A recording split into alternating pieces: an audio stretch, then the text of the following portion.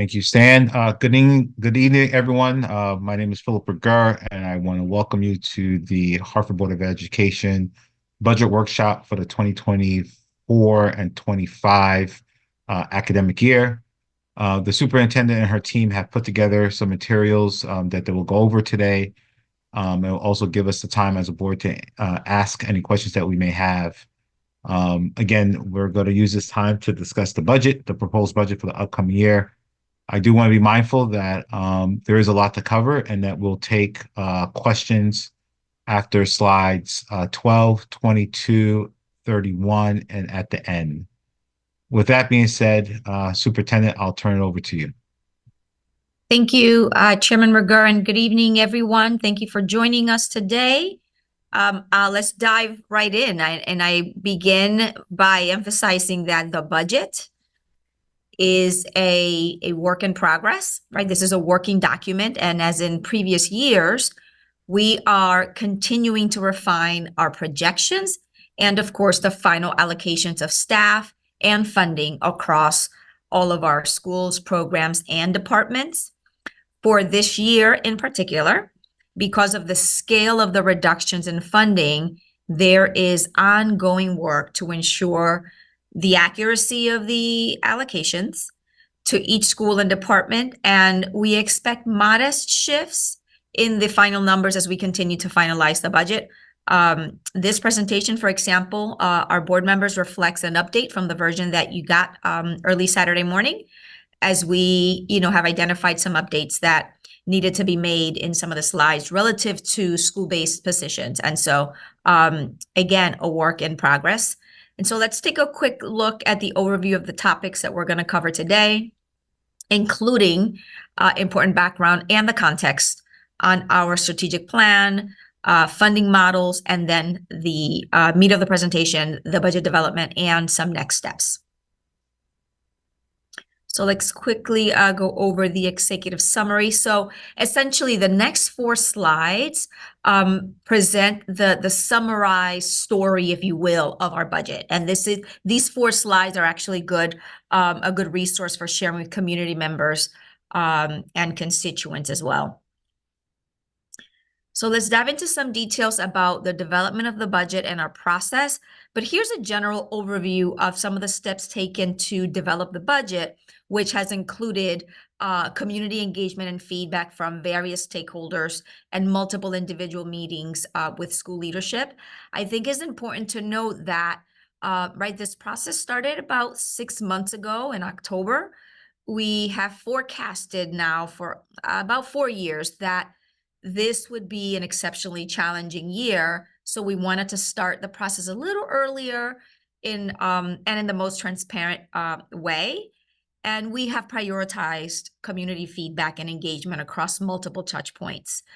There was a comprehensive process with our schools and our school governance council members, as well as meetings with central office to ensure, to the extent possible, right, that there's a collective understanding, one, of the process for developing the budget, and then also investments moving forward. And we have engaged with union leadership throughout the process, most recently last Friday, where our union leadership got a preview of some of this information as well. So here we have a high-level overview of our budget in comparison to last year and how we have sought to balance the budget. Some of the assumptions in the budget include projected revenue of $429 million and proposed expenditures, right? That money that's going to go out of $467 million. We will, take a closer look at the mitigation strategies later in the presentation. As we have said before, the resources coming in, right? Our revenue is essentially flat since fiscal year 2020, while knowing that our costs, right, have predictably gone up at an increased rate. Schools will see funding that is consistent with the level of the equity-based starter budget, which was developed several years ago, also in partnership with board feedback and community feedback. However, the vast majority of our schools, when we think about the last couple of years, right, the funding Funding that is consistent with the level of the equity-based starter budget will reflect a reduction from what they have had in the last couple of years. And this is largely in part due, right, to the infusion of federal relief funding. The budget also includes large reductions in central office and district services other than those in schools. And we have recently had some difficult conversations with the valuable staff members here at our central office. Ultimately, right, this budget reflects a large percentage reduction in funding and staffing across both central office and more at central office than at schools when you think about percentages. Nonetheless, challenging time. This is a granular look at those reductions in staffing levels for central office, including those areas to directly support or service schools, as well as school-based funding. And we're gonna spend some more time in this presentation going through these in a more detailed manner. But this is this is the overview. And we wanted to share this overview at the beginning, and this is a key slide for us to continue to ground ourselves in. But overall, as you can see, right, 67.1 reductions at central office, which is about 16.5% of the team at central office, and 320 across schools, which represents 11.2% reduction. When we look at our balance sheet, right, this includes the reductions that I just referenced.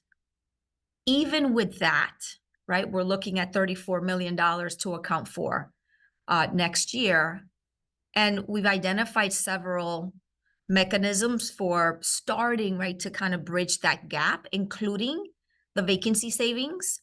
We've talked about before that while we don't want to have any vacant position, when we do, right, that, we leverage those resources.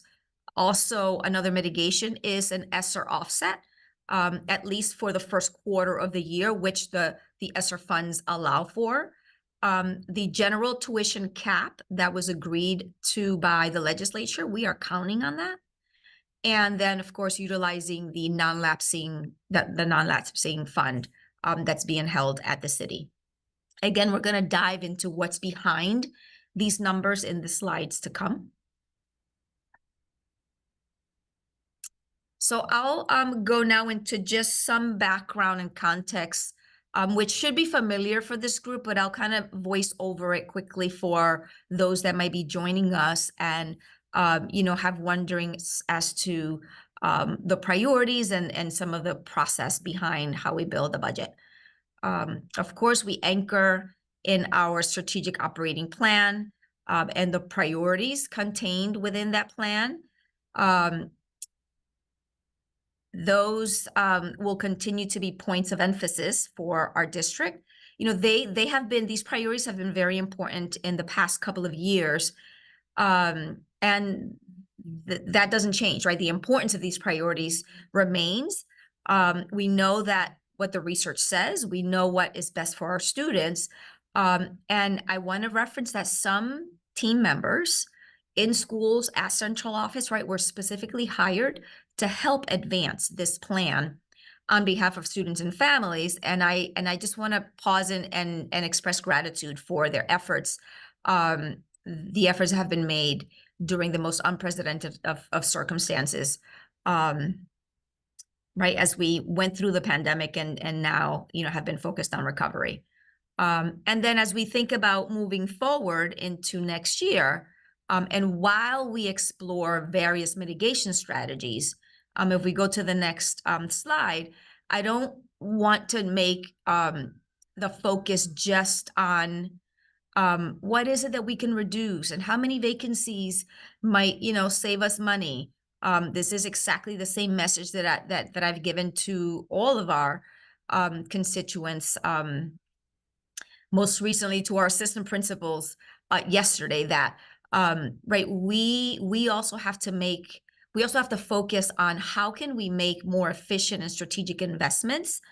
All of that needs to be centered around these two district priorities. One, rigorous, high quality instruction for all of our students, right? We want to make sure that we have high quality classroom teachers across all classrooms, robust professional learning for our educators, for our staff, coaching support for teachers, our school leaders, and of course, effective curriculum. And then, right, student connection, focusing on making sure that students are engaged and connected, not only to what they're learning, to the people that are supporting them in that process, and then through extracurriculars, athletics, family engagement, and of course, the focus on wellness and mental health.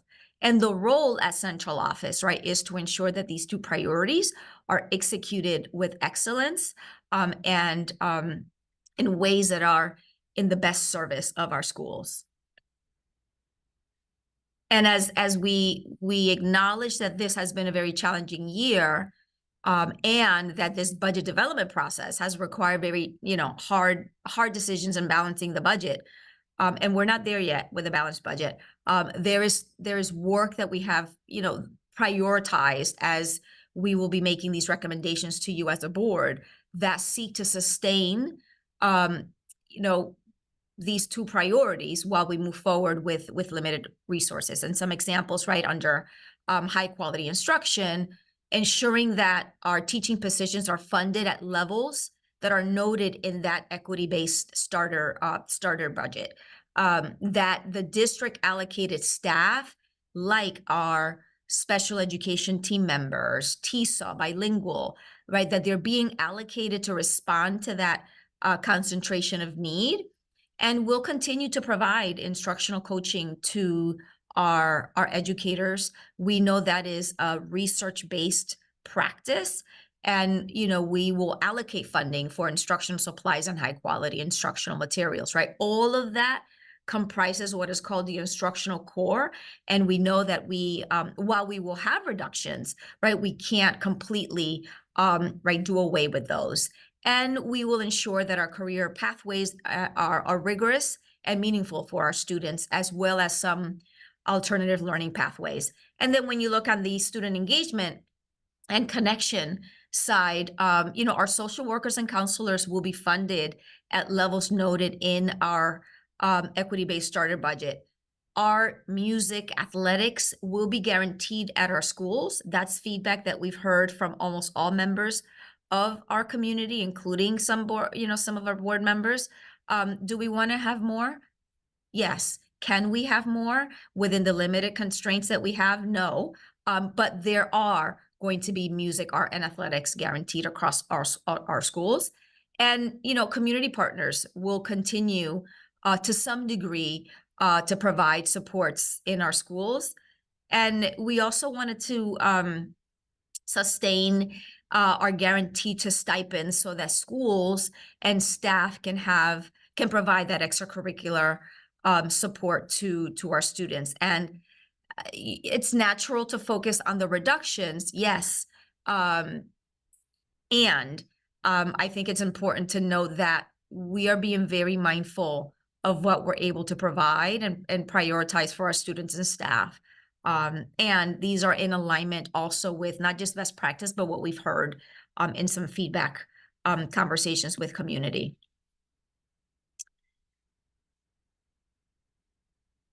These are, data displays that you've seen before. It is no secret, right, that we're facing a tremendous financial headwinds that are increased by what we call systemic ongoing challenges in funding systems and in demographic trends that impact every state across the country. But, coupled with those systemic challenges, make it even more, the impact is felt at a deeper level for us. First, right, school age population in Hartford is declining, as you can see with the red line in the graph in the left corner, And at the same time, enrollment in Hartford Public Schools has declined by about 21%, which is due to, yes, the demographic shifts, as well as, right, the school choice ecosystem that we operate in. We at Hartford Public Schools, right, I want to always take a moment to say that I am not making these comments in the spirit of pointing fingers at anyone. But it is the reality that we operate in. An ecosystem of school choice comes with tensions and trade-offs.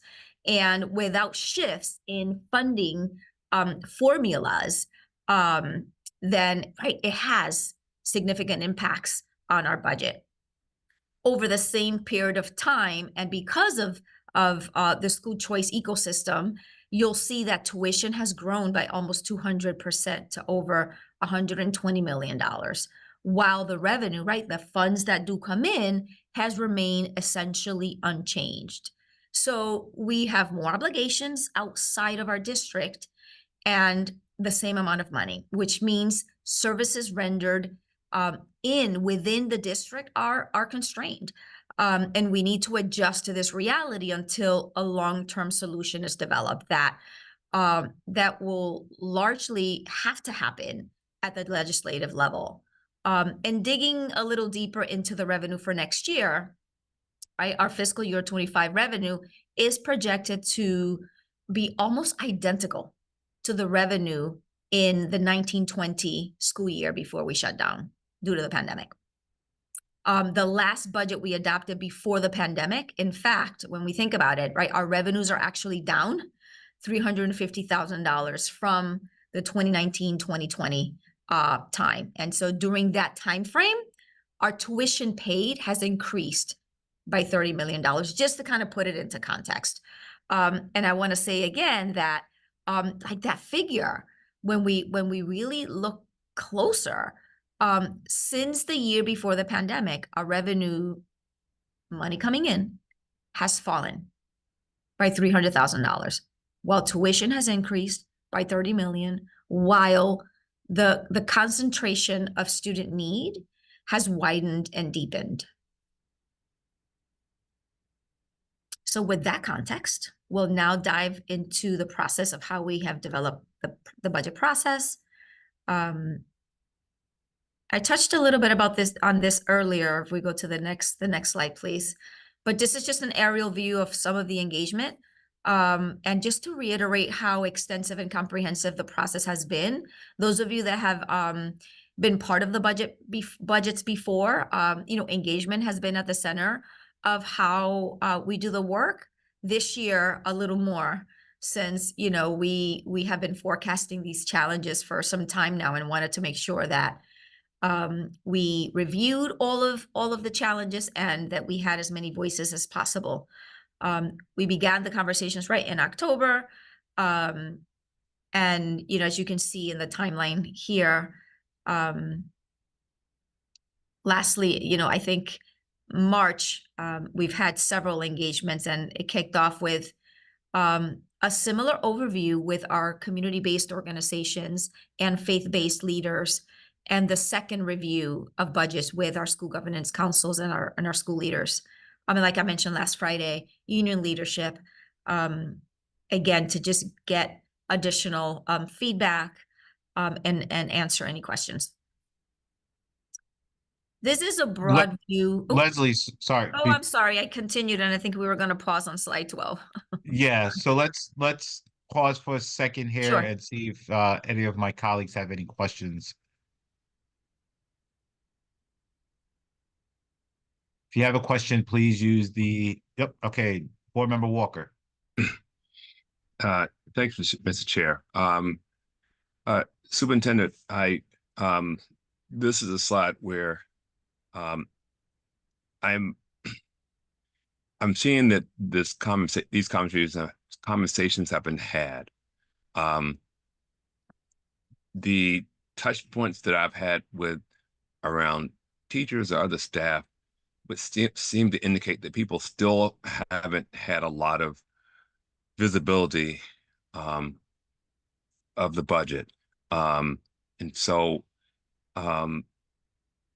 I think if we move forward I'd like to get a better sense of the SGCs, their functionality, and how the process works, because it feels like even though this whole process can work, and still there are people who just feel like they haven't seen it or not aware.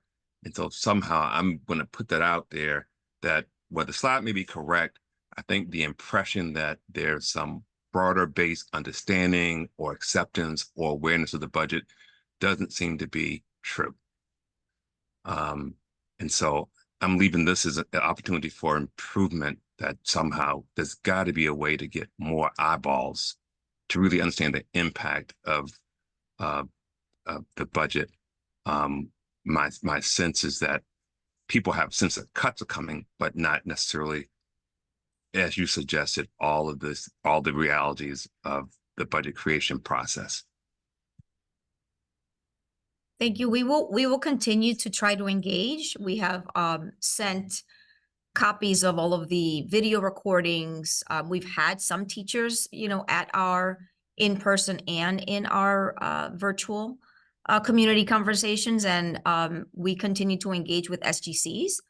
I think there's always room for improvement, but that the invitation and the opportunity to inform has been given. I think it has. And to your point, it is complex and ever moving. And so that's why we want to continue to create opportunities. Thank you for that feedback. Yep. Dr. Schmerling, followed by Board Member Johnson. This may come up in later slides, but I was curious, do we have the per capita expense and revenues for those years that you were looking at? I know, so enrollment is down, expenses are down. So when it's all said and done, what is our budget per capita versus historical? We can pull that data together. Absolutely, we have it, Dr. Schmerling. It's not in this presentation, but absolutely we'll get it to you. We'll get it to the entire board. Right, because you've got the enrollment coming down and you've got the expenses coming down. But proportionately, it may be closer than it looks here. It'd be interesting to see that. The second is the tuition expense. As I understand that, the other school districts can charge the Hartford Public Schools whatever, and we have to pay it. Is that true? Or we have the ability to negotiate, or they charge us just like we charge them. But we charge differently, right? In some cases, yes, we do. Is there any chance that we could work on some kind of equity or parity that says we won't pay another school district any more than it would cost us? Yes, we can engage in those conversations at a regional level. I know that as it relates to out of district placements, Dr. Schmerling, we have absolutely no way of saying whether or not we're going to pay. That's actually has been a conversation at the legislative level to have some regulation around that. But the other fees, for example, what a district charges for a school social worker, a group-based therapy session, if you will, I think that's the conversation that we can certainly engage in with our partners. I mean, I would like to see some parity that says whatever we pay those school districts cannot exceed what we spend on our own. And so it's capped. Absolutely. We will have those conversations. My last question is to the previous conversation. Is there anything that we can do as board members? So you've got a lot of public forums, a lot of discussions. Now, whether or not people attend and whether or not they hear what's being said, you can't control. But is there anything else that we can do to encourage us more participation? Because I mean, I don't know how many you could have more meetings, and you can't go door to door. So the more access you give these folks and the more opportunity they have to participate, I mean, there's some personal responsibility. They don't feel like they're hearing something. You've got a dozen different forums that they can attend, plus it's being recorded. Is there anything that we can do as board members that would help encourage that? One thing that we can do so that to arm you, if you will, with a toolkit to just direct people to the resources. Anytime you have an opportunity, that's why I send the emails every now and then to say, well, if you engage in conversations, you come across someone in the community, here's the high level view. I'm going to tag you in to see if you have any additional ideas. We did a hybrid one time so that we had, folks online and in person. It becomes challenging when we try and right, we have never gotten 3,600 staff members to show up to anything, right? And so they have their own responsibilities to engage in after hours. So maybe you could send us a link so that if any of us get asked, we can say, you know what, it's not too late. You can go to this link and you can hear what's being said. Absolutely. And maybe we can help in that way and get the word out. Yes. Yep. Board Member Johnson. Yeah, thank you so much, Mr. Chair, and thank you so much, Dr. Schmerlin, for that. I don't have a question. I just want to just elevate the fact that you all have you and your staff have really gone out, and I've watched this happen and unfold in front of my face. You all have done the work to make sure the community has been involved, and I really want to applaud that. I mean, the process started back in October 2003. Several community forums were held. I mean, union members, union leaders, like folks have been intimately asked to be a part of this process. And I just really, really want to elevate that. There's like a kind of ghost in the closet when it comes to budget time, that board members and superintendents are just kind of hiding information around the budget.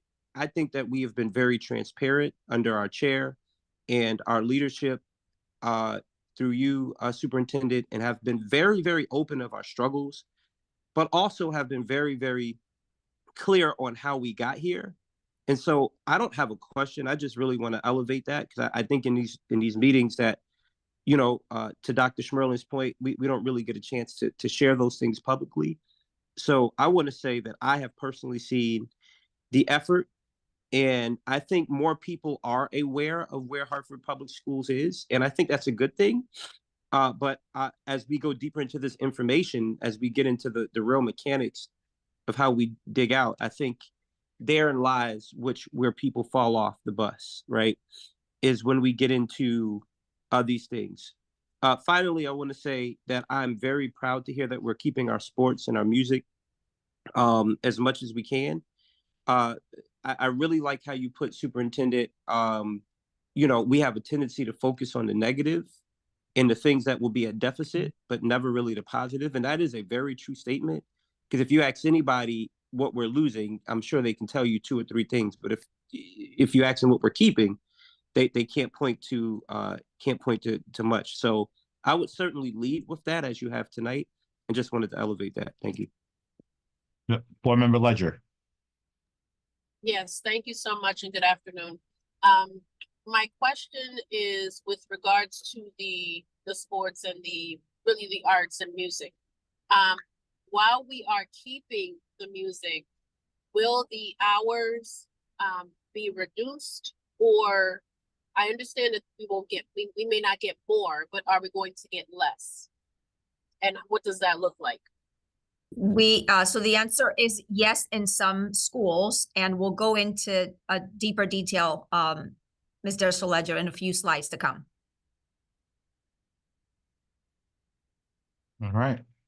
I think we could continue, and as you referenced, Superintendent, you'll get into some more of the details with some of the questions that were posed. So please, you have the mic. Yes. So before we transition can you go back to the other slide? I just want to say that what is not on this slide is, other engagement that has been done by either myself, my team, or some board members, right, with our key elected officials as well, which is, part of the budget development process as well, and advocacy.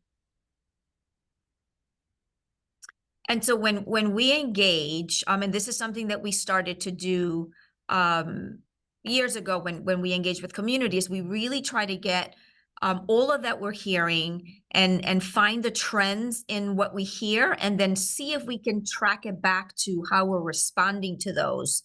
And so here you see a broad overview of the feedback that we have received from various community stakeholders throughout those multiple touch points in the budget process.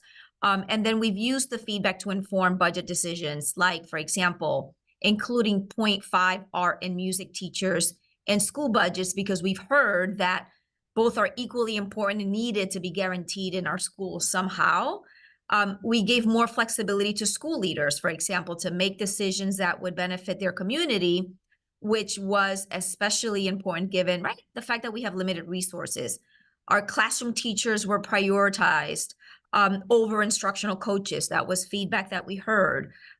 We have a per pupil allocation given to each school for those school supplies that, right, cannot be shifted into other areas. And we're also pushing and helping to motivate more creative sharing across schools for resources and for staff. And you have in the next slide here, right, additional feedback that we have heard and how it's showing up in the budget. Budgets also include school social workers, and our middle and high schools are level funded, again, to Board Member Johnson's point. For athletics, right, we've worked really hard, this is even before the pandemic, to begin to build an athletic program, not just at the high school level, but at the middle school level. And so, right, making stipends available for more extracurricular activities. We heard that directly from you all as a board, from students, from our community forums, others in the community forums.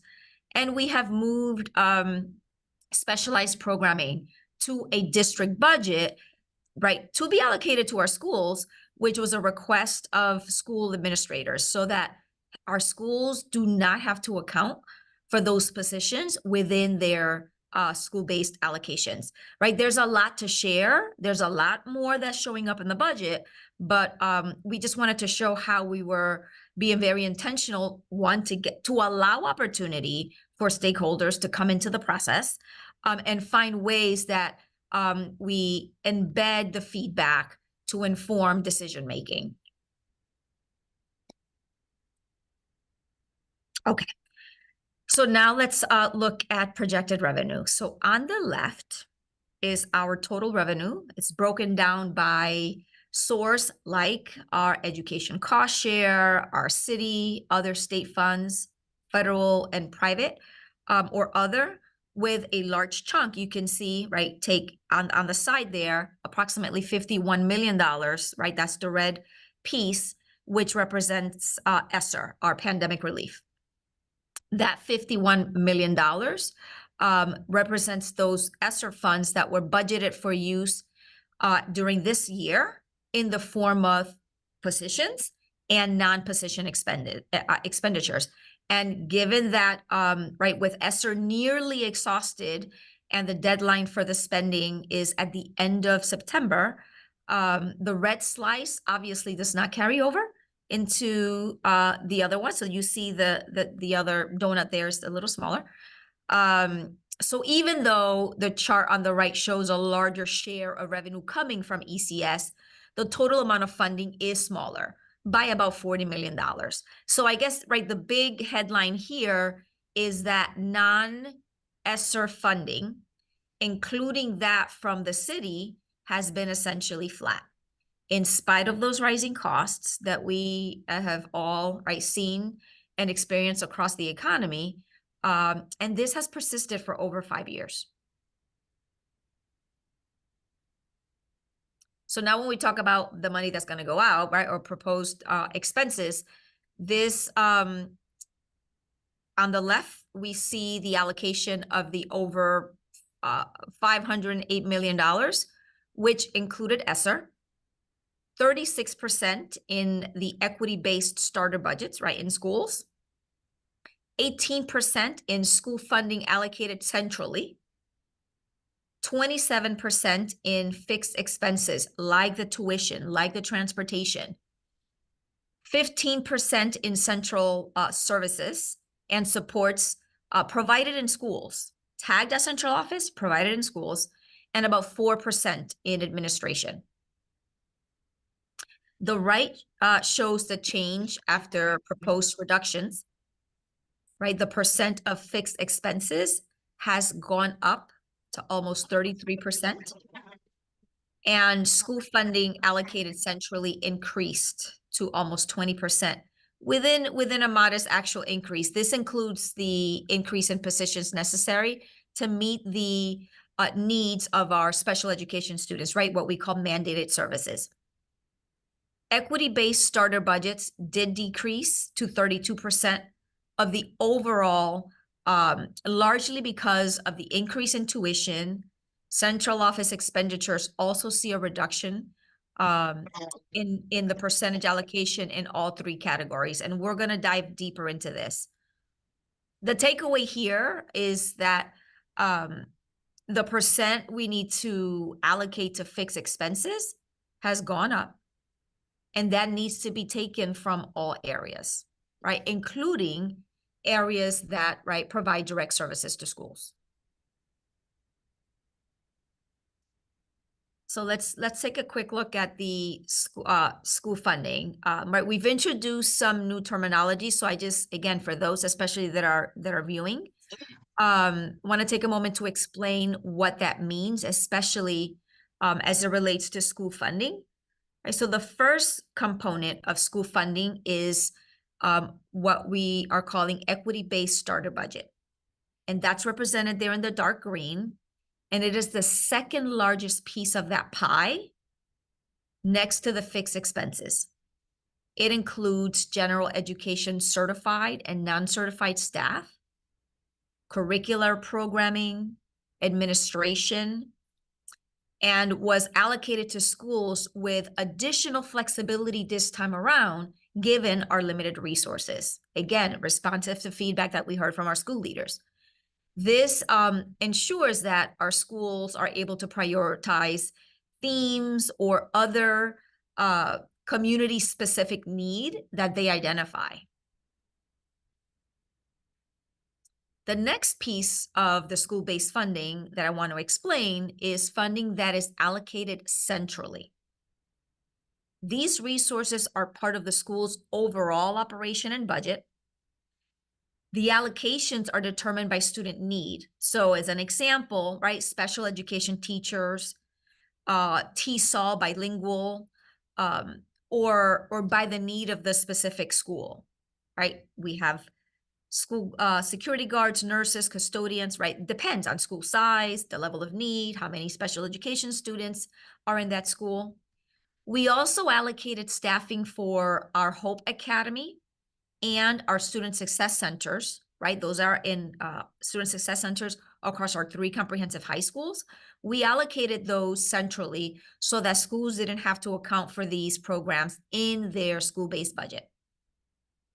Funding for instructional supplies, stipends, substitute teachers, overtime, and athletics is also allocated at the district level.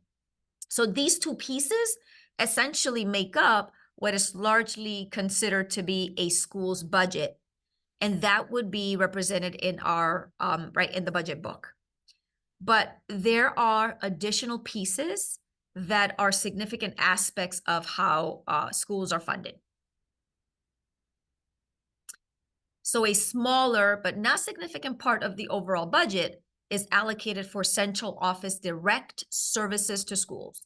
This includes our coaches, our instructional coaches, health services, our speech and language pathologists, school psychologists. And while these positions are included in the central office budget, we know that the staff are in the schools or in a network of schools providing those direct services.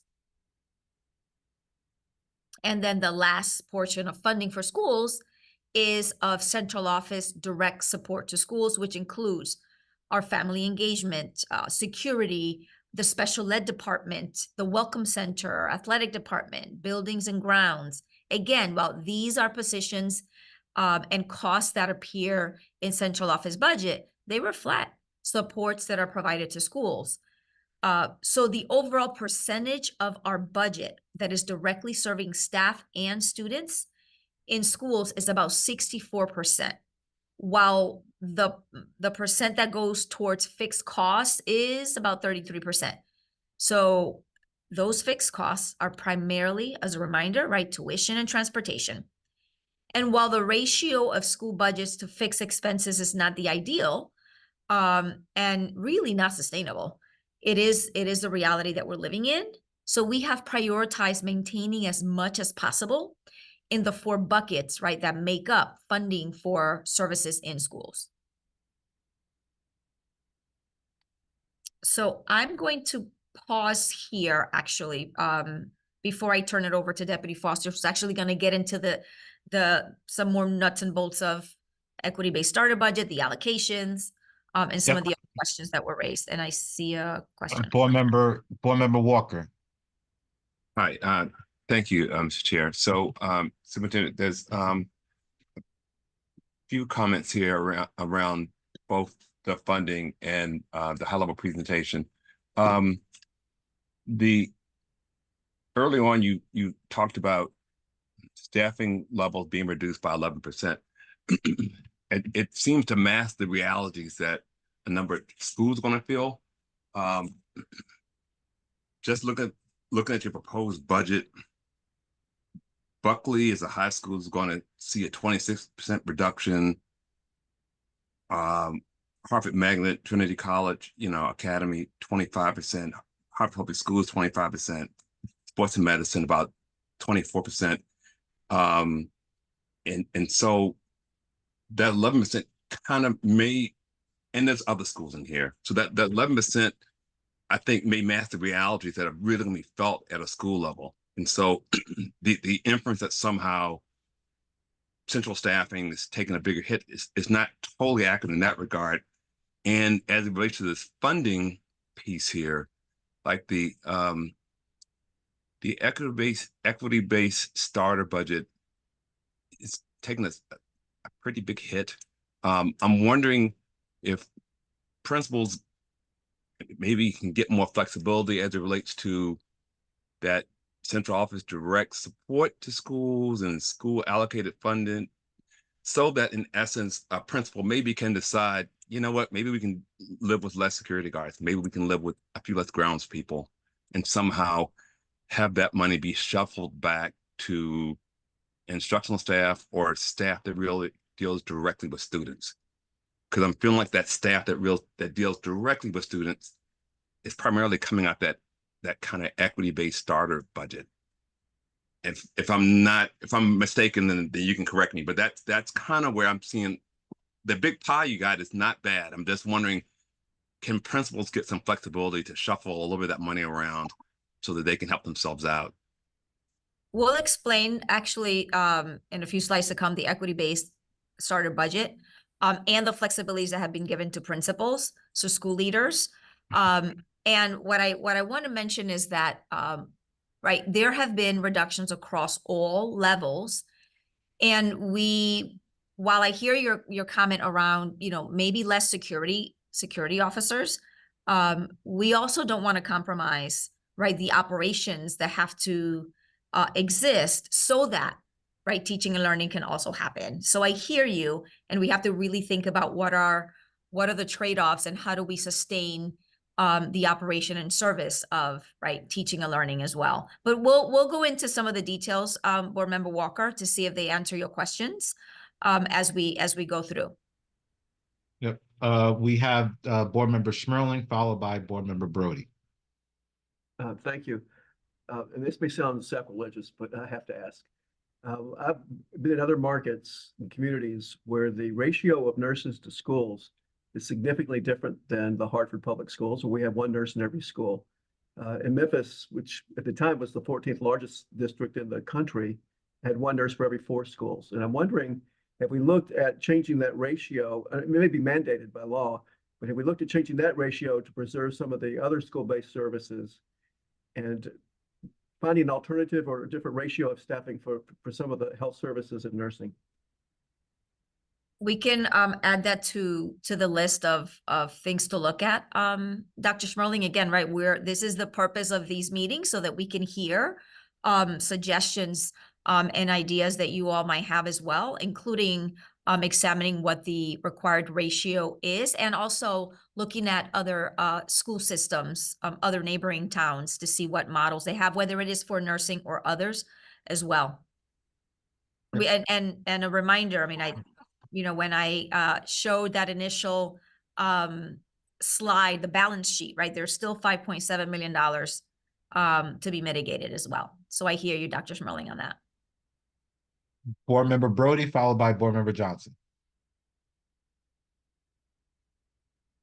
Good evening. So 2 questions I should have asked. I didn't raise my hand in enough time, quick enough to stop the flow. But on the engagement piece, are we engaging the community, informing them, or are we engaging them in a way that they could give feedback and for them to feel like they're actually giving input that's being considered? That's my first question. And my hope or suggestion around our middle school sports, since we're making that investment, I'm hoping that we are providing some training opportunities to our staff that are actually doing the coaching. In particular, like the track and field, like, because other districts, when I've experienced like a middle school meet, they are like coming to compete. And I feel like sometimes our kids, they're getting exposure, which is good and valuable, but is a level of training that I'm hoping that we will evolve to, so that we are not just giving them an opportunity to participate, which is greatly appreciated, but we're also training them so that when they become our high school athletes, that they're actually have got a level of training with exposure.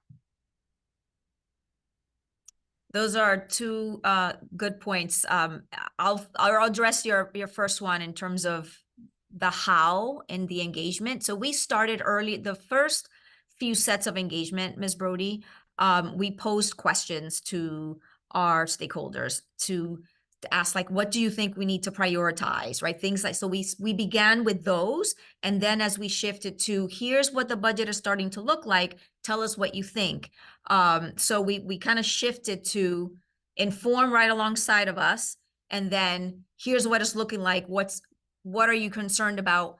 And at that point, we were also hearing from SGC members and right, staff members that were already hearing how things were going to play out in their own school-based budgets. And so the process has kind of moved and morphed along with, right, the stakeholders, or at least the opportunity for the stakeholders to inform it in different ways. And let me pause to see if Deputy Foster, anything else that comes up for you in terms of process, that I missed anything? I'm trying to think back to all this. I mean, it was at all the sessions, but.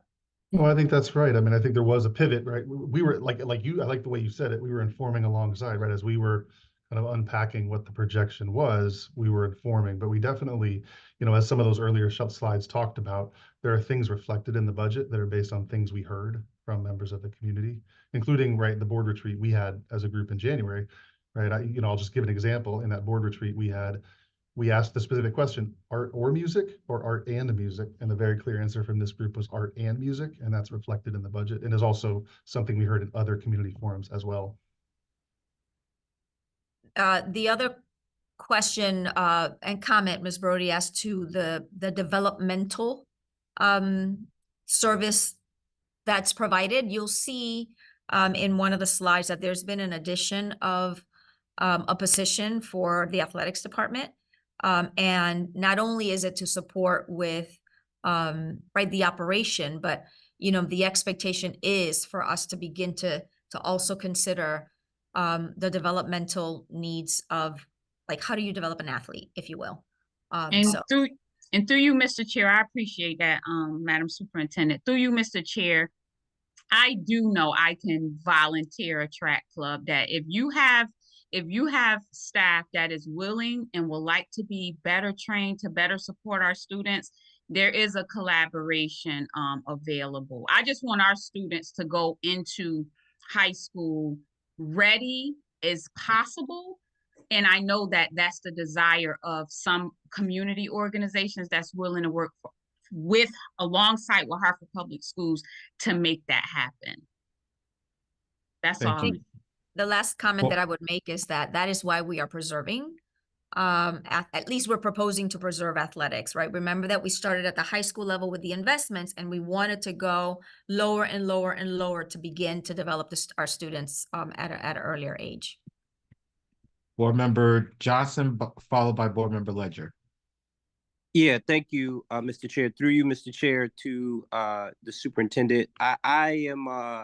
I appreciate Board Member Brody's comments and sentiments, because I think she's on the same energy I'm on as a parent, with student athletes trying to find possibilities.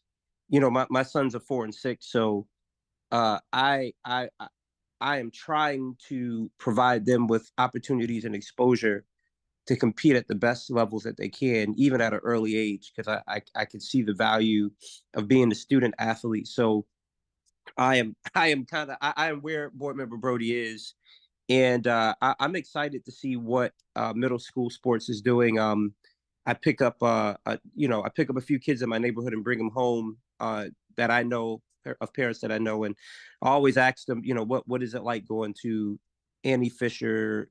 They're getting in the middle school mode of it, and they're having a flag football team, and one of the Officer James's name is the coach and doing tryouts. So I see that there's effort at that level to get kids exposed, but I also agree with Ms. Brody is that there might be some collaboration with the new mayor and what he's trying to do with the athletics department, and I'm not sure if we're collaborating with him or if there's any room for collaboration, because I don't know how deep that goes. But I would say let's explore where the collaboration with this new athletics department in the city goes. I think it's a good idea. I'm not sure, the details and how that's gonna work. But with us bolstering in the city along with HPS, I think that could be something that's powerful. But I do want to go back to where you earlier started in the budget of, and I also want to appreciate the many various checkpoints of community and union leaders that you have that you try to appease and address in this budget. And I know has not been an easy thing to do, but I can appreciate the fact that you have heard from everyone and tried to put together a budget that reflects everyone's thoughts. And the question that I have is around the flexibility to decide staffing based on unique student and school need. And you heard this is on your slide. You heard this from school administrators. And I'm just trying to figure out how that practically works. And in my mind, if we're keeping one school social worker, at least one amongst 325 students, who and what is this flexibility, the staff person that's flexible? Are we talking about behavior techs? Are we can you pinpoint who that person is that will be flexible in the schools, if I'm reading that right? We are going to dive right into that in a 1 or 2 slides ahead. Cool. Then that's my question, and that's my comment. But I do want to say, I want to appreciate the fact that you've heard from everyone and that you've literally tried to address everyone's concern. And it might not feel the best, but I feel like this is a really valiant effort on trying to hear everybody out, put something forward. Well, 2 things there, and it actually has been a great process. We're actually leveraging a variety of with the union specifically. We have our quarterly meetings that are already established with the union. So we've actually used that, and I think we've added an extra meeting or 2 in there. But then, each union has a separate touch point with either myself or a cabinet senior leader. And so conversations have, kind of spilled or carried over into those spaces as well. And not everyone, right, is going to see what they suggested in the budget. But a lot of the conversations show up some way or another. And we've always explained as to the reason why. No, we can't reduce that because that's a mandated service that we need to preserve, for example. That is correct. And finally, I just want to go on record and saying, because I don't want it to be when it's convenient, when AJ says it, and when it's not convenient. I am very, it's unsettling to me that we get passed down the same money from year to year.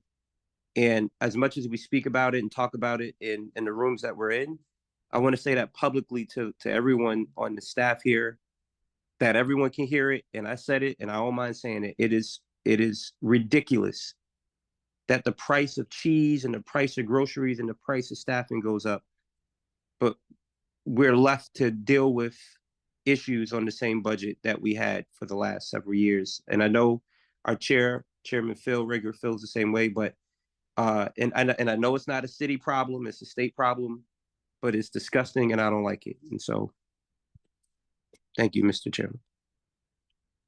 Thank you. Board Member Ledger. Yes, thank you so much. Couple things. The first thing I wanted to say was that I would hope that we would not short schools of security officers because we want to make sure that we have money for and for other things. I just don't want safety to be compromised. That's the first thing. School safety, if you will. The other thing is with the other question I have is with regards to the forum that's going to take on April 2nd. Will the public be able to ask questions, or will that not be an opportunity? You mean the hearing? The hearing is for it's a like public comment sort of, and so it's for essentially to hear feedback. Okay. One thing we can do is to encourage community to submit questions. We continue to encourage community to do that. Okay. And through all of you as board members, if you hear, or you can ask your constituents to send you the information, to send you the questions, because right, our team, the sooner we get it, the sooner we can turn it around and then add it to the FAQ, the frequently asked questions that we have on our website as well. That continues to be a rolling document. Superintendent, may I make a suggestion in terms of canvassing a broad reach here? I would maybe recommend reaching out to the NRZs, the lead contacts of the NRZs, and posing exactly what you just said for them to survey their constituents and ask for questions from their folks within their neighborhoods, and then roll that up. You can have that either day of or a couple of days before. That allows the team to address any other concerns that we hear from the community. So I think part of it, certainly, I imagine that you guys are doing a tremendous effort, but also in the spirit of making sure that we capture everyone, I would say reach out to the NRZs and engage them to survey their residents to have some more feedback. Thank you. We'll do that. I apologize, Ms. Ledger. I'm not sure if you had another question or not. I just thank you so much. I just wanted to, state with regards to the sports situation. With I have children who have come up. One who's in high school now, but I have older children who have come up through the ranks of the sports, and it has been it pretty much, I have to say, it takes a village. So a lot of the children that are in middle school, in high school now, they have been playing sports together in the neighborhood, if you will. And so I think that helps. But as they're coming up, I see parents will step up and want to get involved and, with regards to coaching and things like that. But we also have to be careful and be mindful as parents, once we do, go to the games and do support, that we, let the coaches be the coaches, unless they're the coaches, because we want to make sure that parents aren't coaching from the sidelines. Nah, Chill, you doing too much. I'm out of order. Chill. I coach mine from the sideline, dog. Yeah, that's not. All right. So thank you, Ms. Ledger, for that comment. And Board Member Johnson, thank you for your perspective. I do want to be mindful of time, and I know we have a lot to cover. So, Superintendent, I'll turn it back over to you. And Deputy Foster, I'm going to tag you in to get into some of the details. And I think there are two questions that were posed, one by Board Member Walker and one by Board Member Johnson, that should be answered in the next couple of slides. Yeah. Yes, thank you, Superintendent, and thank you, board members. So I am going to walk through. This should be hopefully familiar to you. We've talked for several years about our equity-based starter budget, and this is kind of how we have funded the equity-based allocation that you heard the superintendent talking about. And so what you see in the middle column here is our equity-based starter budget formula. The pivot, I want to speak to the question of flexibility, right? So the change that was made for this year, knowing that these reductions were coming, and as the superintendent said, these reductions that have been forecast for several years, the change that was made, and you see this in the upper right corner in the box, is we took these formulas and we gave each school a template with the dollar amount that is equivalent to all of these positions and dollars, and gave the schools flexibility to make choices about how they are going to allocate their funding to maintain the priorities that are most important to their school community. So I heard a question about, well, yeah, but if we say you've got to have a social worker for every 325 kids, is there really flexibility? And so where that flexibility lives is in a couple places in here. I'll give one example, and this was very much based on feedback when we were hearing feedback from folks who were saying we want to prioritize classroom teachers. Our equity-based starter budget, every school got the dollar amount that is equivalent to a full-time family and community support service provider, FCSSP. We did not make every school fund that at a full position, right? We're allowing schools to share that position with another school, which would free up money for them to make a different choice. So what you see in the right-hand column, there were some minimum requirements, right? We gave schools flexibility, but a principal couldn't decide to cut themselves, right? Because we had to have a principal in every school. And so there were some things they had to put in their template, but in some ways, because of the ways we do the equity-based starter budget, there is flexibility. The other place there's flexibility is in the dollar amounts you see at the bottom. And I'll talk a little more about those in a second. But the big pivot is in previous years with the equity-based starter budget, we gave schools the positions as written in that first column. What we did this year because of the reductions is we gave schools the dollars and gave them some flexibility to make choices about what was most important to their school community. And it's important as I get into the positions, I'll talk more about this, but it's important to note that with the COVID relief dollars we've had and the ways that different schools have allocated COVID relief dollars, this speaks a little bit to Board Member Walker's question, and we'll talk more about it when we get into specific position reductions. Frankly, some schools had a larger gap. They had more that they were spending in terms of positions over and above the equity-based formula than other schools. And because we are going back to funding at the level of the equity-based starter budget, that means some schools had to make more significant reductions than others.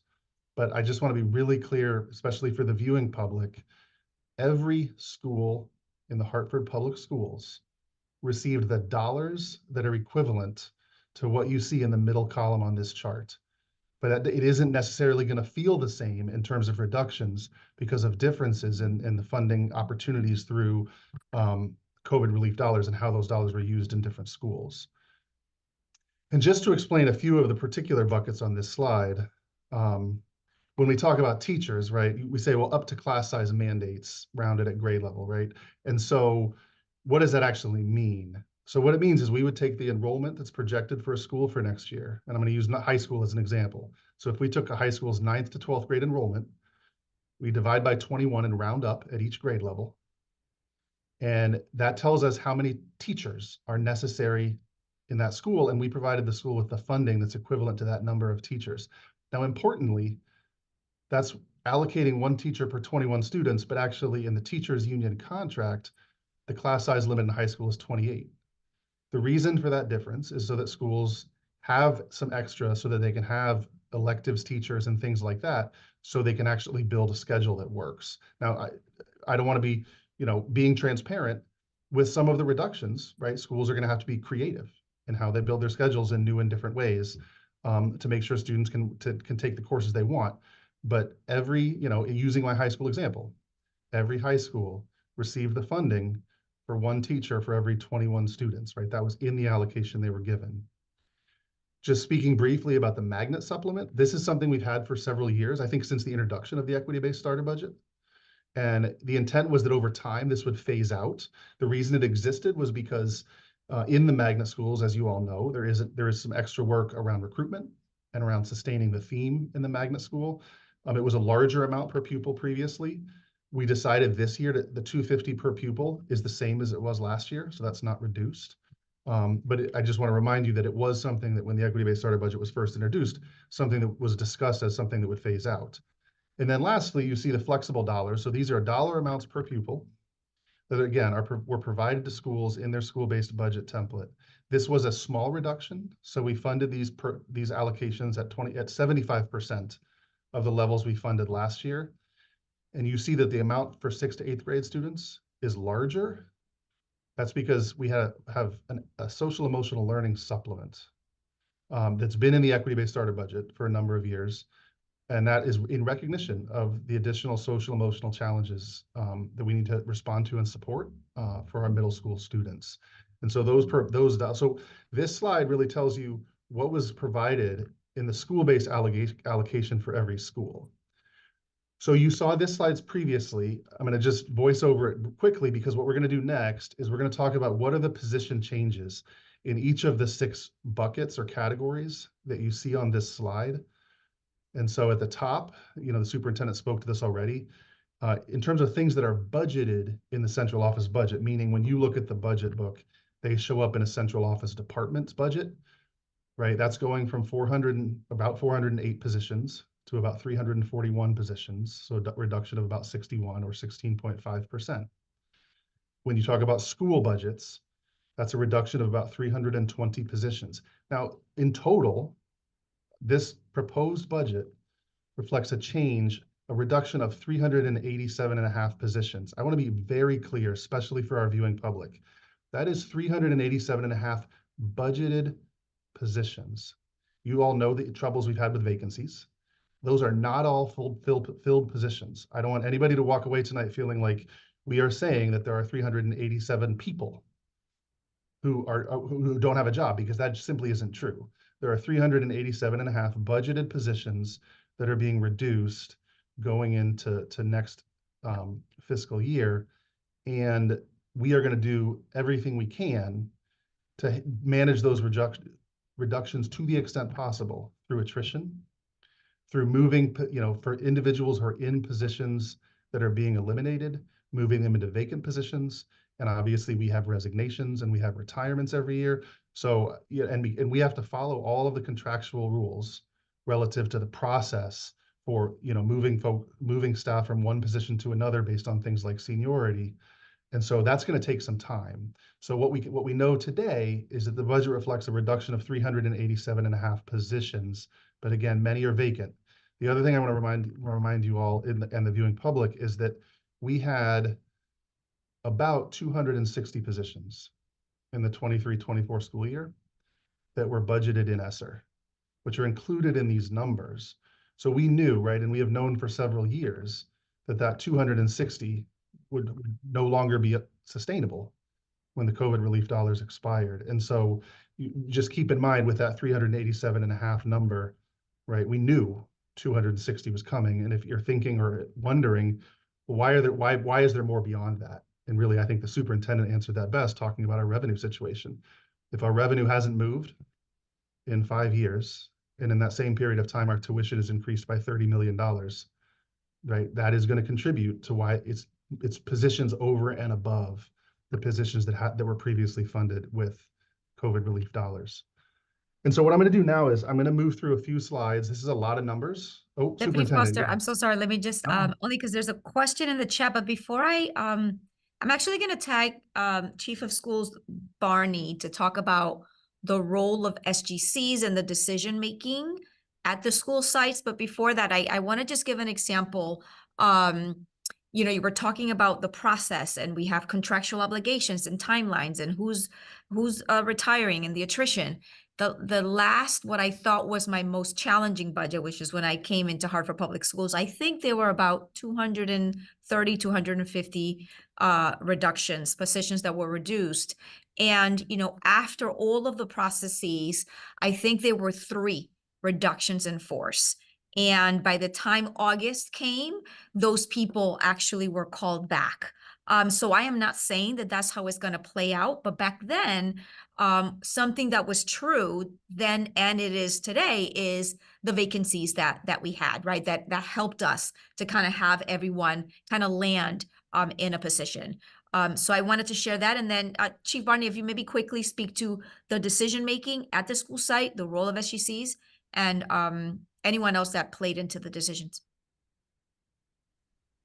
Yes, thank you, Superintendent.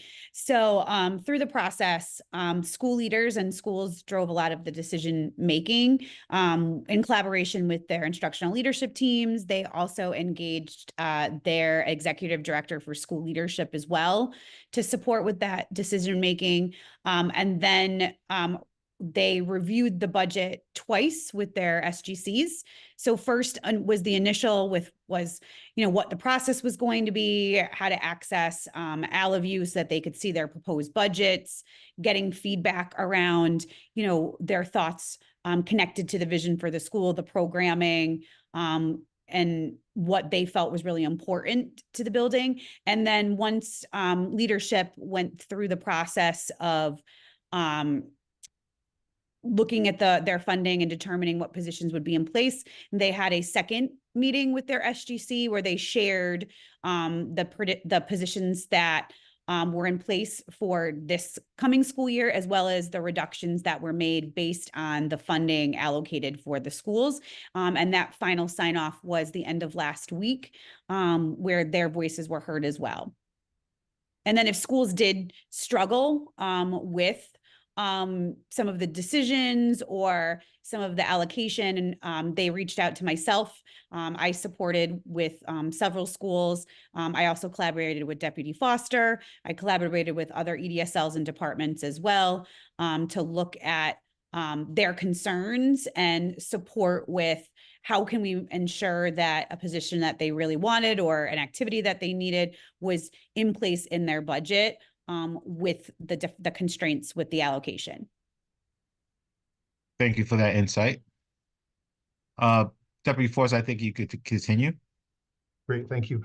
So what you're looking at on this slide is teaching positions in schools. And so really following the process that Chief Barney just talked about, right?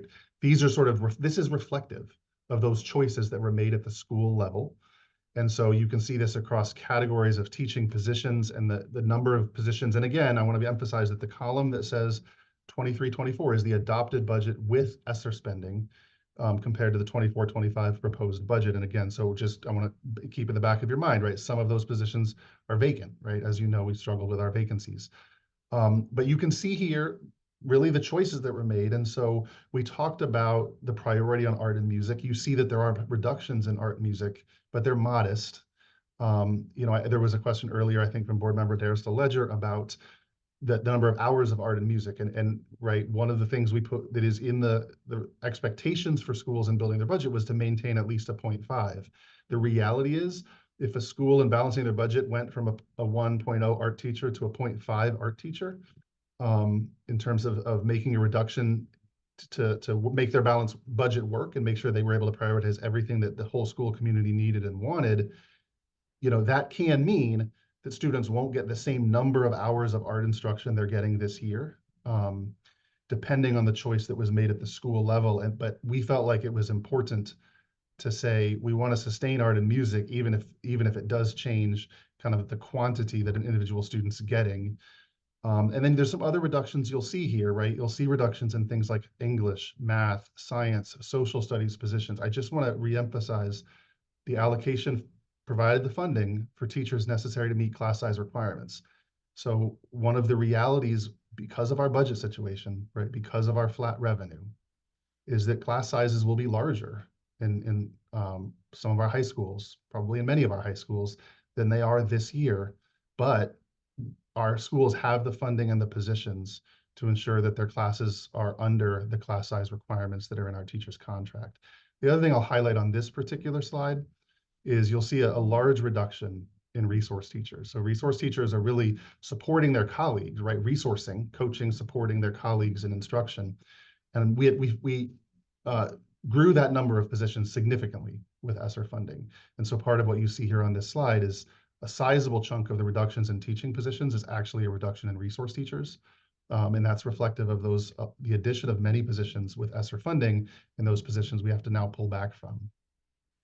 If we move, the next slide is the remaining positions that were part of the school-based budget allocation, meaning the decisions that were made at the school building level. And so you see administration, office support, counseling, social work. And again, you see a similar pattern. I'm sorry, and also you see our teachers of special education. No, sorry, they're not here. Sorry, that's the next slide. But you're seeing our student engagement specialists, behavior techs, FCSSPs. And one thing I will say is, as our schools went through the process of balancing their budgets, a priority was certainly placed on classroom instruction. And so one of the ways you see that reflected in the proposed budget is you do see reductions in student engagement specialists, behavior techs, FCSSPs, classroom paraeducators, right? You see those include social workers and counselors as well. You see reductions there, but schools have worked really hard to be thoughtful in their decision making and to think about what they can make work within their school community and what prioritizes the needs in their school community. But it is certainly the case that schools prioritized their classroom instructional positions, and that had a consequence for what they were the choices they were making relative to the non-instructional positions in their school-based budget. I appreciate it. I know we're supposed to stop at 31, but I do know that board member Schmerling has to leave. So I want to call a slight audible here and take questions. And then we could continue. So with that being said, I want to see if there's any questions from my colleagues. In particular, I guess board member Schmerling, wanted to see if you have any questions before you have to depart. No, I'm good for now. Awesome. Board member Walker. Mr. Chair, thank you. And I can hold to the end, but since you've offered an opportunity, what I wanted to focus is around these numbers, and thank you, Deputy Superintendent Foster, for showing the choices and decisions people made. I guess I'm going to ask about some points of concern here, because I think the reductions are pretty significant, and like resource teachers, for instance. I mean, we have a district with underperforming academically, students who need extra support academically, and those resource teachers played an important role there. And so while I get the need for the cut, how are we going to supplement that need that the students actually have for the extra support, the extra tutoring, and those types of things? The same thing I want to ask, with social workers. We know we have social and emotional needs within the district. I've known a social worker or two who have left because their workload was really high in the district. And this is not going to do anything to diminish that. And so I just want to know how we're going to make sure that we're at least keeping track of it. If it's a reality, that's one thing, but how are we going to keep track of when people are getting overloaded, burnt out? How can we provide some level of part-time or additional support so the students actually get the social emotional help they need? And that's really, and we can go through in a couple other areas as well, but really what I'm getting at is, I think, while I can see the realities. I think we need to not lose sight of the fact that we have a district, for instance, where reading is really challenging, but yet we're losing 20% of English teachers, and we're going to have some schools probably that don't have a librarian at all, given that you lost almost half of the libraries that you had. So again, just putting out for us as a school board and to you in leadership that there are these gaps that we still need to make sure we cover, even though we have reduced staff. And so I'm just want to know how you're going to track that, because my expectation is if something is getting ready to fall off the cliff, we get back together and we try to figure out how we can triage, move some money around so that certain things just don't fall off the cliff. I know every principal is thinking they can get it done with this ambitious staffing model, but I'm not confident that it'll happen. So that's kind of my comment in question.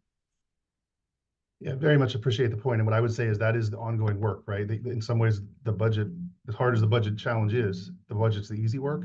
And the hard work is with the resources we have, how do we support the needs of our young people? How do we support the needs of our staff? And I think that's going to be ongoing work. And I think that work has started, right, with all of the reductions you're talking about. Those conversations have started, right? Social work as an example, right?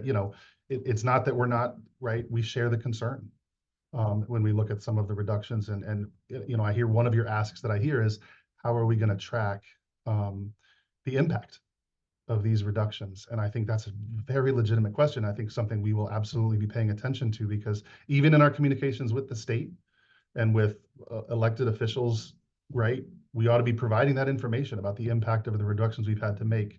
Because as we've looked at the budget, right, and I've only shown you 2 of my position slides, but what you're going to see is in that change from 23-24, you're going to see negative numbers in almost every row.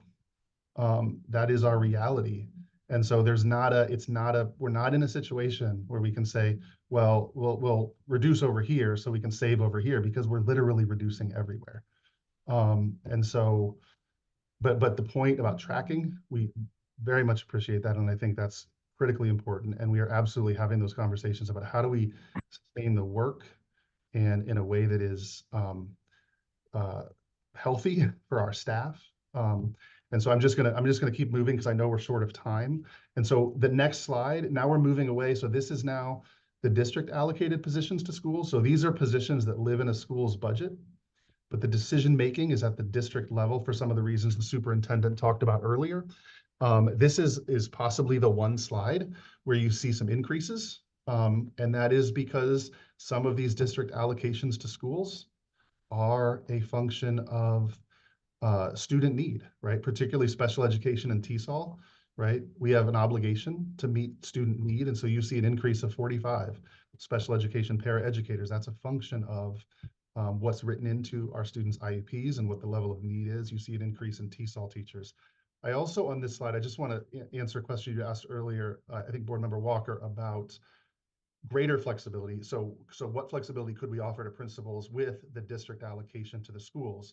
And really, I think you had lifted some examples, right? If a principal felt like they could live without one of their custodians or one of their security officers. And the reason we haven't offered that flexibility is because we have already done that. And so what you see here is on the custodial side, we worked hard with our operations team and to think about how could we kind of make sure that we're equitable in the allocation of custodial staffing to schools, but able to realize some reductions.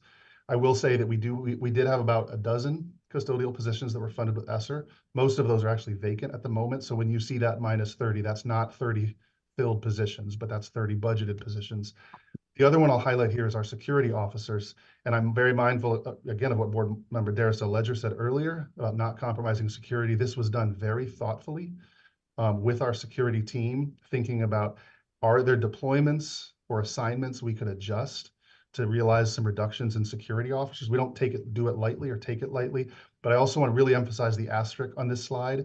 What you see here is a reduction of 20.5 security officer positions in schools, but the actual reduction is 10.5 security officer positions, because part of that strategic conversation with our safety team was, let's reduce the number of security officers permanently posted to specific schools, and create a team of floaters so that we can respond to particular circumstances and needs, right? If there's a particular need at a particular school in a certain week, having some security officers who could just deploy to a school for a week and just provide an extra presence.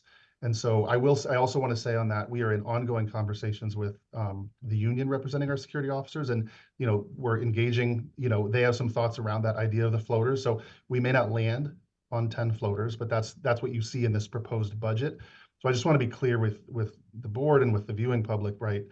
The reduction in security officers is about 10 in terms of total positions. But what you see here is a shift of 10 positions into the safety department budget, so that, because one of the things that is true now is all of our security officers are permanently assigned to specific buildings.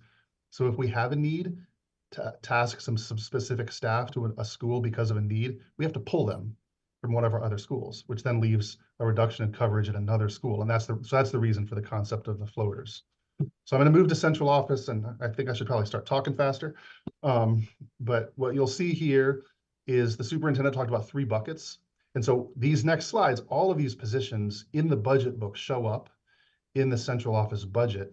But these are people, especially on this slide, these are individuals who spend almost all of their day in schools. Right, so you're talking about under teaching and learning, what you're talking about are our instructional coaches, our speech language pathologists, our school psychologists, you see college and career team, athletics. And so I'll just speak really quickly on athletics. We've talked a lot about it this evening. There's actually an increase there, but that is in part the addition of an assistant athletic director that will be 75% funded by a grant. We feel like with the expansion of we had 1 person carrying all of athletics for the whole district. And that just felt, especially with the ability to access that grant funding, felt important to make sure we were appropriately resourcing the work that's happening in athletics and to expand our athletics programming. The largest reduction you see here is teaching and learning. That is the instructional coaches. You heard the superintendent talk about, we did get some feedback in our community engagement process around, I think people recognize, and we recognize, the critical importance of our instructional coaches. But we heard loud and clear, we need to prioritize classroom instruction. And so you do see we did add a number of coaches with ESSER funding. So you do see a significant reduction there. If we move to direct supports to schools, so as the superintendent talked about, these are positions and I should say departments that the work they are doing is sort of directly impacting students and staff in schools every day. And you do see some reductions here as well. This is also the place you see that plus 10 in safety and security, right? That's the addition of the 10 floaters that you saw as a negative number on the earlier slide. And then you see pretty much in every other department, you see reductions in staffing pretty much across the board. And then I'll mention academics again, because academics, again, that was an area where we were introducing a lot of curriculum and new curriculum with ESSER funding. And there was some expansion in positions with ESSER, so that's partly why you're seeing a significant reduction there. And then the last bucket is administration. And so this is departments that you would think of as administration: finance, human resources, enrollment and school choice, communications, our the superintendent in my office, board office. And again, you see we've really worked to make sure this is not a budget that reduces only in schools, right? And so you see not only an 18 position reduction in administration, but actually you see that there are going to be, I think, 13 and a half fewer positions in administration than there were the year before the pandemic, right? So this is not just scaling back on positions that were added with ESSER. This is a significant reduction in administration. And I think at this point, I think superintendent, I'm kicking it back to you for this slide. Does that sound right? I can pick it up here. Okay. Go back, hold on. So here we have central office and some leadership changes at central office. So most notably, you'll see here the elimination of 3 chief level positions across finance, talent, and our performance and accountability office, and the elimination of 2 acting assistant superintendent positions. There's also the reduction of executive director positions But there's an increase in an assistant director position, which I think Deputy Foster, you spoke to that, in the athletic department, right? Expanding that middle school sports, and that's mostly 75% funded by an external grant. And so overall, leadership positions at central office are seeing a reduction. We're proposing a reduction of 13%. There's also been careful review of contractual services that we've been using to identify opportunities to reduce, right, and eliminate contracts. So realizing about $6 million in savings from contracts. I won't go into all of these, but if you remember, Effective School Solutions is one. It was a contract that provided intensive mental health services and supports to some of our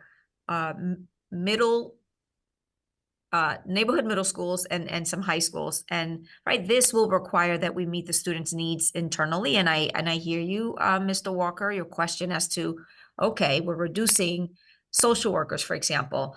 And so we will also be reducing ESS. And so it will be challenging, right, in light of those reductions. We have the special education, for example, department that's looking into this.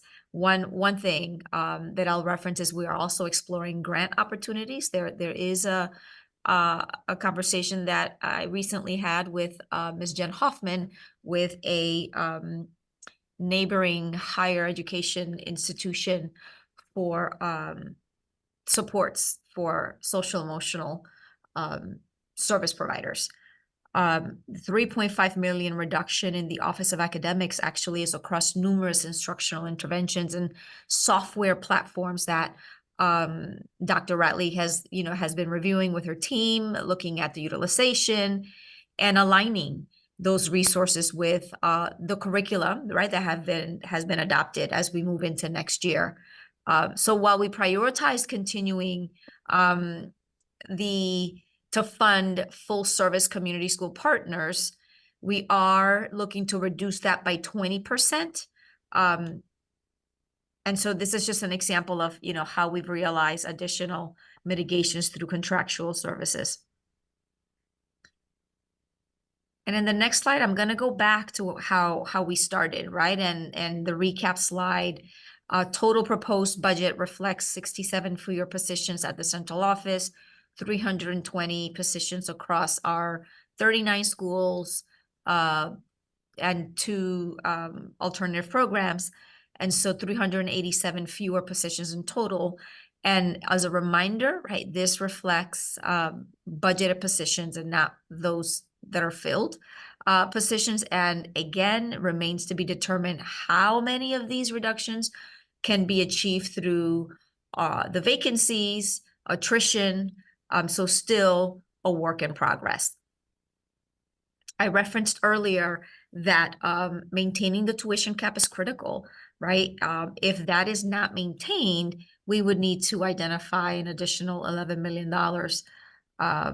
And so remember that all the conversations, and we've shared this, all the conversations that we've had with our elected officials, all we have heard is they are going to maintain as is. And so that is what we're planning.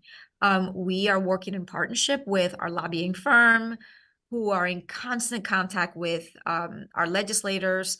Our legislators, again, have told us we intend to leave the cap in place, and we've left those conversations, feeling pretty positive about that, that commitment.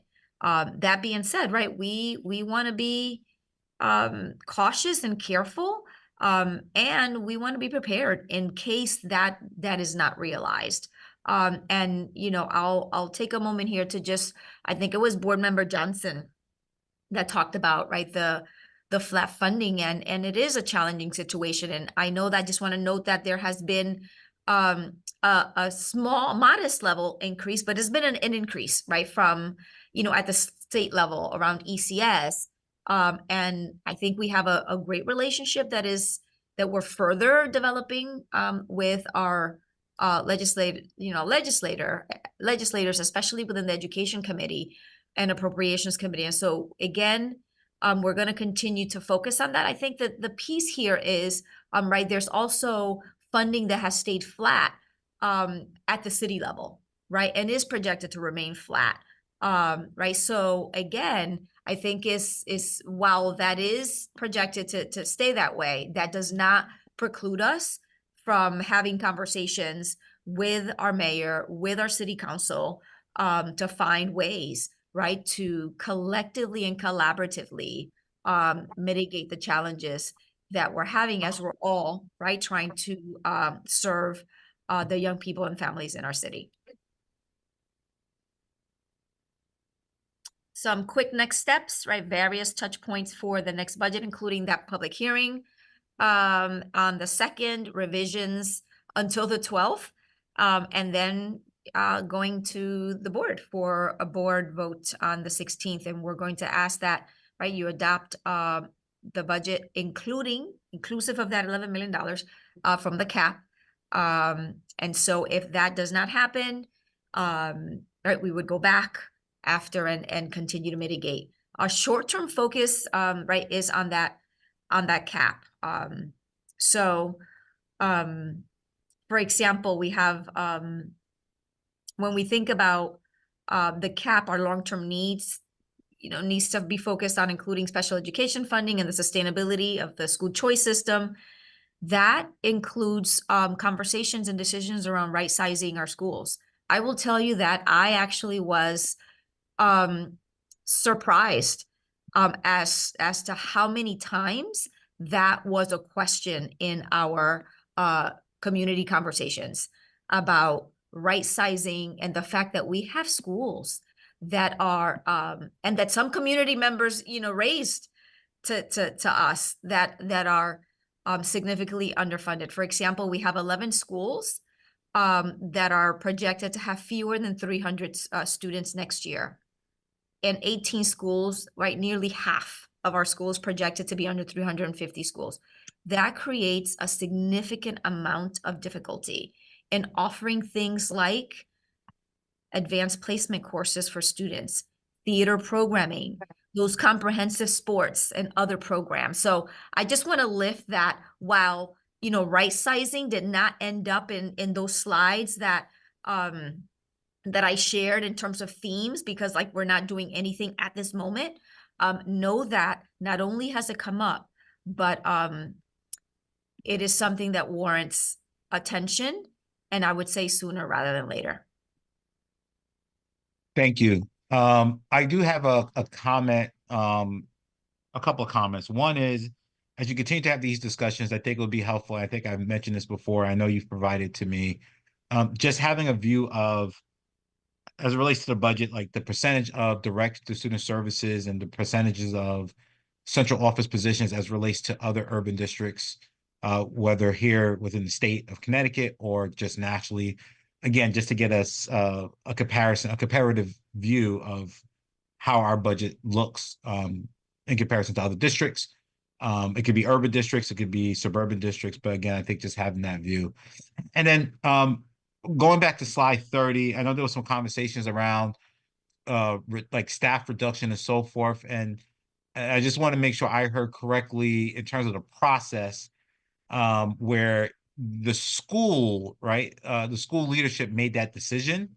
And I just want to make sure that as a board that we don't overstep. So one of the things that I heard was, I think board member Walker said, like, why this and that. I think as community leaders, it sounds like in terms of the process, we empowered those school leaders to make those decisions that they felt was best for their school. And I would caution us to second guess the decisions that's made at the school level, and for the board to have some type of overstep, I guess, for lack of a better term, of what the schools have or the school leaders have decided to do within their own budget. Now, where I think to the point that he made earlier, the execution of it, we clearly want to monitor that and make sure that nothing falls through the cracks. But I would tell you, I'm not in the position, nor do I have the expertise to tell a school what is best for them. given the budget that they're given to work with. Board Member Walker. Yeah, thank you, Mr. Chair. Let me clarify my point. No comment I made was second guessing the process. I heard the process. I totally get it. And let's so that we can hear it. I wasn't second guessing their decision, but the decisions do have an impact, and so that the tracking makes sense. Now, what I was asking is, because they had that decision to make, whether they had more pieces to play with, so they had more latitude making the decision. And I think Deputy Superintendent Foster answered it adequately in showing that they did things like deal with the custodial issue, public safety, or security issue. So I can see why that wasn't on the table for the principals at the local school level, because it was handled at a district level. But clearly, I wasn't second guessing the principals or that local school process in terms of how they made decisions about resource teachers versus instructional staff. Now, the superintendent, your last point is one that I definitely support, which is how do we deal with advanced placement, and how do we deal with actually providing our young people with what I consider to be customary high school classes. Buckley High School didn't have a chemistry class for a year. And to me, I struggled with the students there got a science class in, but they didn't have the option of chemistry.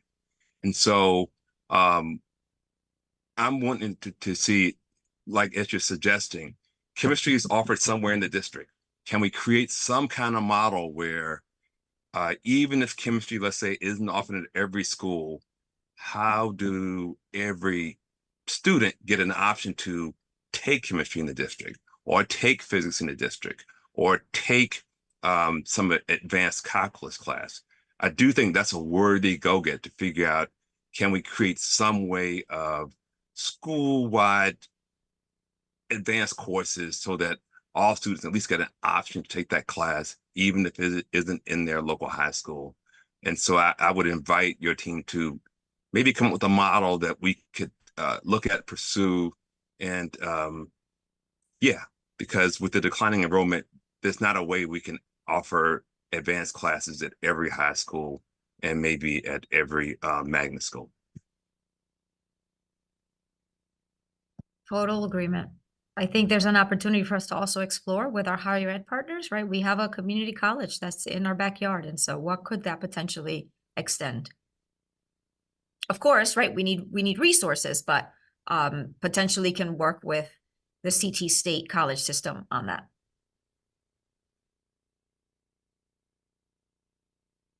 Wanted to see if there's any additional questions or comments from my colleagues.